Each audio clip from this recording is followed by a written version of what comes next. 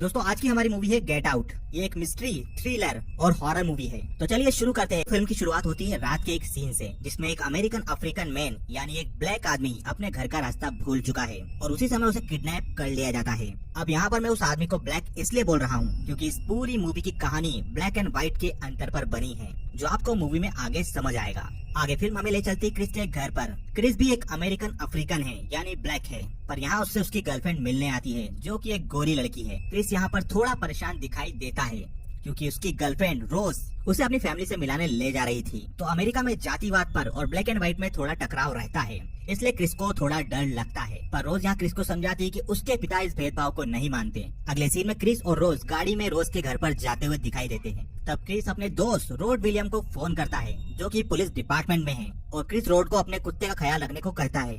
आगे क्रिस और रोज की गाड़ी से एक हिरन टकरा जाता है और मर जाता है। यहाँ ये दोनों पुलिस को बुलाते हैं और पुलिस द्वारा क्रिस का लाइसेंस मांगा जाता है। तब रोज पुलिस को कहती आप ये गलत कर रहे हैं, क्योंकि क्रिस तो गाड़ी चला भी नहीं रहा था, और वो पुलिस वाला ऐसा बर्ताव इसलिए कर रहा है क्योंकि क्रिस एक ब्लैक है। आगे क्रिस और रोज के घर पर जाते हैं, जहाँ क्रिस रोज की मम्मी मिसी आर्मिटेज और रोज के पापा डीन आर्मिटेज से मिलता है। रोज के पापा क्रिस को अपना घर दिखाते हैं, जहाँ रोज के पापा क्रिस को बताते हैं कि मिसी यानी रोज की मम्मी एक साइकेट्रिस्ट है। यहाँ रोज के पिता अपने पिता रोमन आर्मिटेज के बारे में भी बताते हैं, जो कि एक एथलीट थे और 1936 में बर्लिन ओलंपिक में वो हार गए थे। रोज के पिता क्रिस को किचन में भी ले जाते हैं और वहाँ वो बताते हैं कि उनकी माँ को किचन से खूब लगाव था। इस किचन में क्रिस जॉर्जिना को देखता है, जो कि एक ब्लैक लेडी है और वहाँ यहाँ काम करती है।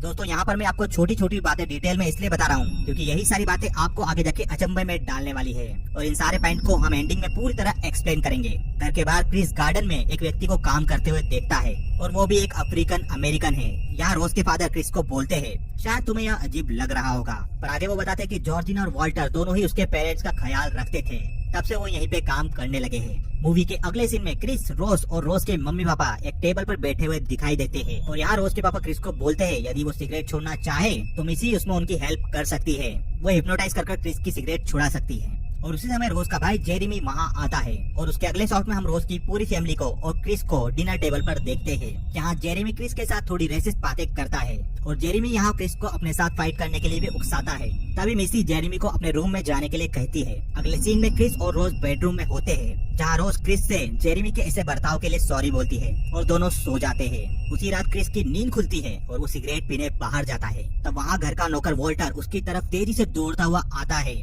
और क्रिस के पास आकर वो मुड़ जाता है।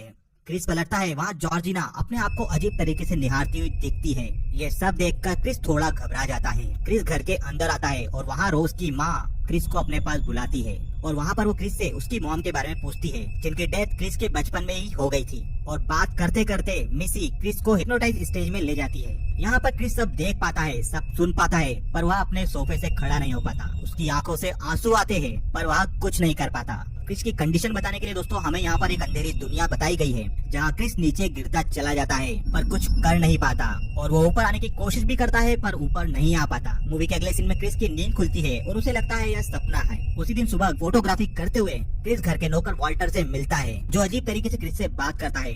वॉल्टर क्रिस से रात के लिए माफी मांगता है, जहाँ वो तेजी से क्रिस की तरफ दौड़कर आया था। तब वह कहता है कि वह रात में एक्सरसाइज कर रहा था, और मूवी के सारे सीन में वॉल्टर के सर पर एक कैप लगी होती है। अब ऐसा क्यों होता है इसको हम आगे बताएंगे। आगे क्रिस रोज को बताता है कि शायद उसकी मम्मी ने उसे रात में हिप्नोटाइज किया था, जिसे सिगरेट के बारे में सोचकर ही उसे उल्टी जैसा लगने लगता है। तो क्रिस यहाँ पर वॉल्टर के बारे में भी बताता है, जो क्रिस को थोड़ा अजीब लगता है। उसी दिन रोज के घर पर गेट टुगेदर रखा जाता है, जहाँ बहुत से लोग आते हैं। रोज क्रिस को सभी लोगों से मिलाती है, और यहाँ पर अधिकतर लोग उससे व्हाइट मैन और ब्लैक मैन के टॉपिक पर बात करते हैं, और वो कहते हैं कि वो ब्लैक लोगों को व्हाइट लोगों से अच्छा मानते हैं। साथ ही वह क्रिस की बॉडी शेप की तारीफ करते हैं और उसे हाथ लाकर देखते भी है। इस पार्टी में अधिकतर वही लोग होते हैं जो जल्द ही मरने वाले हैं, यानी ज्यादा बूढ़े हैं। यहाँ पर क्रिस को एक ब्लैक व्यक्ति भी दिखता है, जिससे क्रिस मिलता है, पर यह व्यक्ति भी क्रिस से बूढ़े व्यक्ति की तरह बात करता है, पर यह जवान होता है। यह व्यक्ति अपना नाम लोगन किंग बताता है, और यहाँ पर लोगन किंग की वाइफ भी क्रिस से मिलती है, जो लोगन से 30 साल बड़ी है। लोगन से क्रिस का हाथ मिलाना, उसके बात करने का ढंग, ये सब भी क्रिस को थोड़ा अजीब लगता है। आगे क्रिस एक अंधे व्यक्ति से भी मिलता है, जो अपना नाम जिम हडसन बताता है।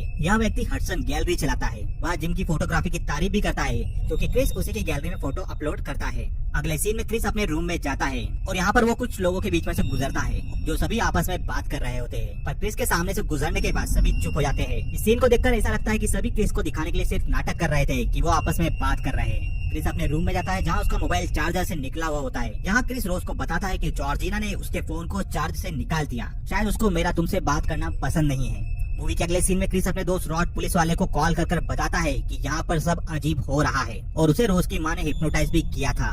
उसी वक्त क्रिस के रूम में जॉर्जिना आती है, जो क्रिस से मोबाइल चार्जिंग से हटाने के लिए सॉरी बोलती है और क्रिस जॉर्जिना को यहाँ पर बताता है कि उसने उसकी शिकायत किसी से नहीं की। और आगे क्रिस जॉर्जिना को बताता है कि वह गोरे लोगों के बीच थोड़ा डर जाता है। ऐसा सुनकर जॉर्जिना के हाव भाव बिल्कुल बदल जाते हैं, उसकी आंखों से आंसू आने लगते हैं और ऐसा लगता है कि वह क्रिस को कुछ बताना चाहती है पर वह बोल नहीं पा रही।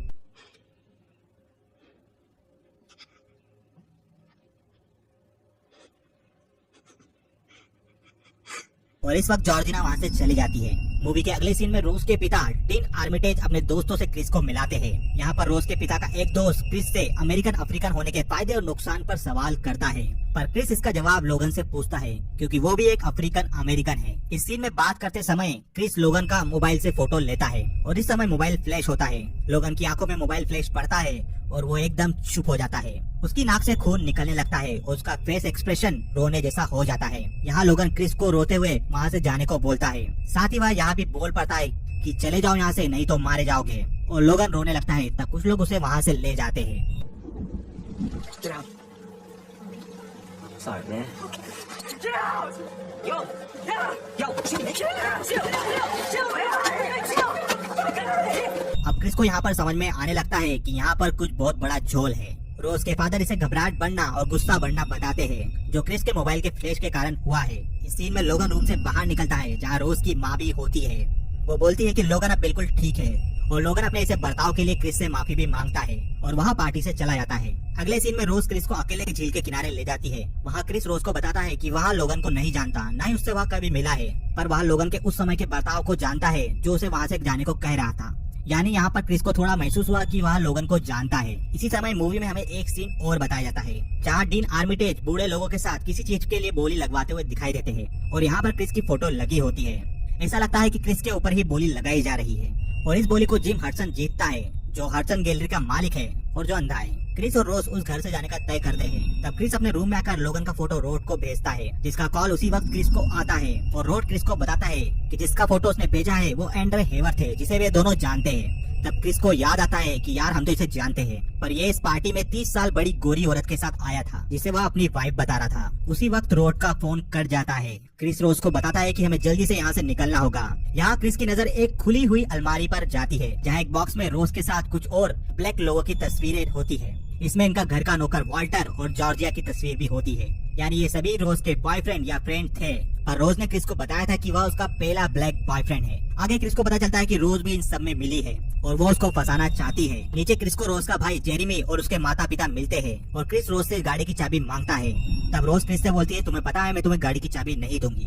तब क्रिस गुस्से में आता है और रोज की माँ 3 बार चम्मच को कप से टकराती है, जिसे सुनकर क्रिस बेहोश हो जाता है और फिर से वह उस अंधेरी दुनिया में पहुंच चुका था। क्रिस का दोस्त रोड उसे बहुत कॉल करता है, पर क्रिस उसका फोन नहीं उठाता और रोड क्रिस की बात अपने सीनियर अफसरों को भी बताता है और बताता है कि क्रिस को व्हाइट लोगों ने स्लेव बना लिया है। ये सुनकर वह हंसने लगते हैं। मूवी के अगले सीन में हम देखते हैं कि क्रिस एक कमरे में होता है जहाँ उसे होश आता है और वहाँ यहाँ पर सोफे से बंधा हुआ होता है। उसके सामने एक टेलीविजन सेट होता है जिसमें एक वीडियो चलता है जिसमें रोज के दादाजी रोमन आर्मिटेज दिखाई देते हैं। वो यहाँ पर किसी कोआगुला प्रोसीजर के बारे में बोलते हुए दिखाई देते हैं जिसमें उनके बच्चों ने सफलता हासिल कर ली है और यहाँ पर रोमन आर्मिटेज अपने पूरी फैमिली के साथ दिखते हैं। इसके अगले सीन में टेलीविजन सेट पर हमें फिर कप और चम्मच टकराते हुए दिखते हैं और यहाँ पर क्रिस फिर से बेहोश हो जाता है। जब अगले सीन में क्रिस फिर से उठता है तो टीवी पर जिम हडसन होता है, वह अंधा आदमी जिसने क्रिस को गोली लगाकर खरीदा था। यहाँ पर जिम क्रिस को बताता है कि यहाँ पर क्या हो रहा है और उसके साथ अब क्या होने वाला है। डीन आर्मिटेज का कोआगुला प्रोसीजर, उसके तहत सबसे पहले विक्टिम को हिप्नोटाइज किया जाता है,